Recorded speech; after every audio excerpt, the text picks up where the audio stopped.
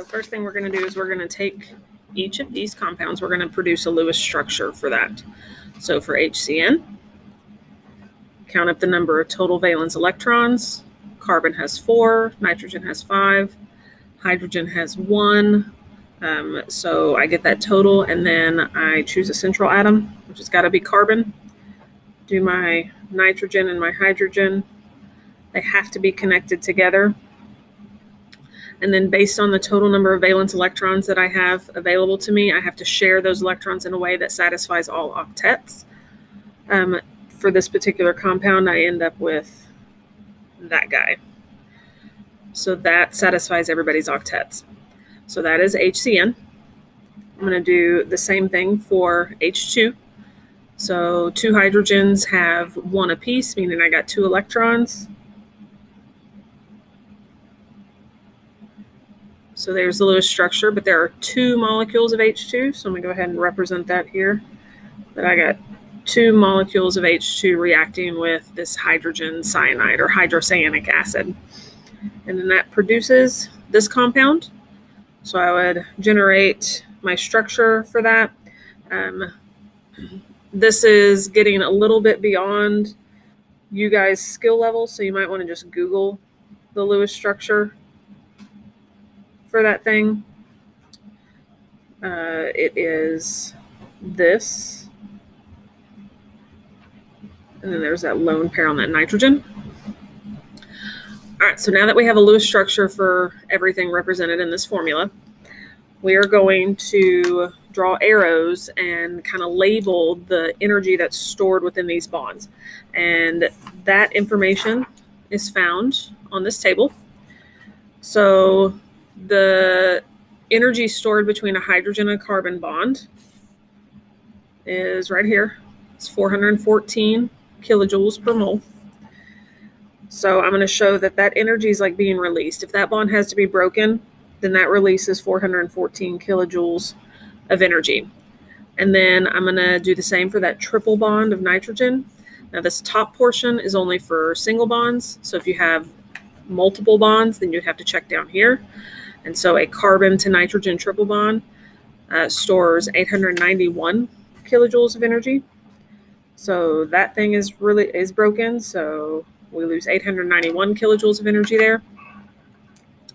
And then a hydrogen to hydrogen bond is 436. So if both of those break apart, 436 and 436. Then I'm going to do similar to my products, except these bonds aren't being broken. All of these bonds on this side, on the reactant side, are being broken. And then the bonds on the product side, these are all new bonds that are being reformed. So these things are rearranging themselves to form this. So it's almost like that energy is being recaptured in that bond. And again, the hydrogen to carbon bond is the same as it was over here. It doesn't change. It's the same amount. So for each of those hydrogen to carbon bonds, there's 414 kilojoules of energy that are recaptured and stored within those bonds. Now we have a carbon to nitrogen single bond. So I got to check my table. Carbon to nitrogen is 293 kilojoules. And I got 2 nitrogen to hydrogen bonds that were formed. And both of those, 389. Nitrogen to hydrogen is 389. So now I'm going to take all of that data and I'm going to add them up. And we always do bonds broken minus bonds formed. So the bonds that were broken were the ones that were on the reactant side. So I had 414 plus this 891 kilojoules plus 2 sets of 436. So 436 and 436. Those are all the bonds that were broken. These are my broken bonds. And then it's bonds broken minus bonds formed. So all my bonds that were formed, I'm going to add all those up. So it looks like I had 3 carbon to hydrogen bonds, 414 apiece. There was the carbon to nitrogen bond, which was 293, and then 2 nitrogen to hydrogen bonds at 389 each. So those are all the bonds that were formed. So when I kind of simplify all that math, I get that the amount of energy that was stored in the bonds broken is 2177. The amount of energy that is recaptured in the bonds that are being formed is 2313. So when I subtract those two numbers, my overall delta H, my enthalpy, is negative 136 kilojoules per mole of this reaction. And that is exothermic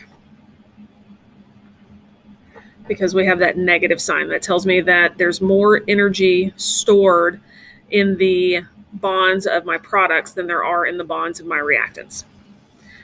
So the last thing I want you to do is I want you to sketch a potential energy diagram. And this doesn't have to be perfect. It doesn't have to be to scale. So if I just arbitrarily say, here's where my reactant started.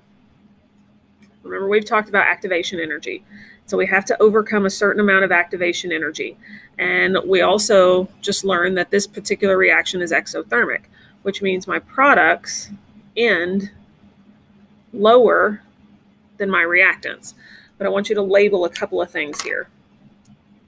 The activation energy is the height of this hump, this initial hump. That's our activation energy. That's my E sub A. The amount of energy that this reaction has to overcome to get from reactants to products is equivalent to the amount of energy that was stored to break those bonds. So activation energy here is 2177 kilojoules per mole. The difference between my reactants and my products, this right here, that's my change in enthalpy, my delta H, which I found to be negative 136. And that is what I want you to accomplish on this assignment. So draw your Lewis structures, show your arrows with the energy either coming out for broken bonds or going in for reformed bonds. Determine what those values are. Use that bonds broken minus bonds formed to determine your enthalpy. Go ahead and label whether or not that enthalpy tells you if it's endothermic or exothermic. And then lastly, sketch a potential energy diagram showing how your reactants start and how your products end with respect to your reactants, whether it's exothermic. If it was endothermic, it would end higher. And then label your activation energy as well as your delta H on there.